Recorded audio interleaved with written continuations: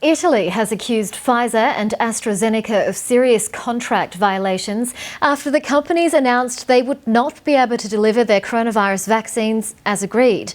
Prime Minister Giuseppe Conte said the delays were unacceptable. The two companies have said production problems have forced them to cut the amount of vaccine doses they can deliver. The BBC's Tim Allman reports. Salvation in a syringe. The COVID vaccination programme is being rolled out across the world. Millions of people have already had their first jab, billions more awaiting their turn. But are enough doses being provided? Well, in Italy, the answer to that question is apparently no. The country's Prime Minister insists that is unacceptable.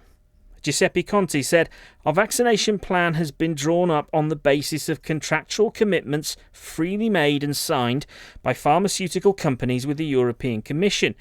He added these delays in deliveries constitute serious contractual violations, causing enormous damage to Italy and other European countries, with direct impacts on the lives and health of citizens. And it's not just Italy. Belgium's vaccine task force says it'll receive fewer than half the number of COVID-19 vaccines it had expected in the first 3 months of the year. Pfizer and AstraZeneca have warned they won't be able to deliver the amounts promised due to production problems. And in a new twist, the New York Times is reporting that Pfizer plans to provide fewer vials, since they discovered they could extract an extra dose from each vial that was only supposed to contain 5.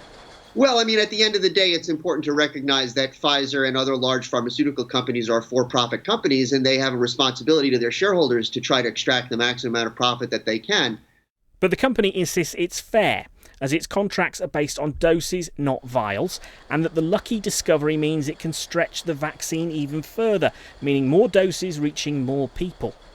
But until the majority are vaccinated, the fight against the virus will have to take other forms. In the Netherlands, they've just experienced the first night of the first nationwide curfew since the Second World War.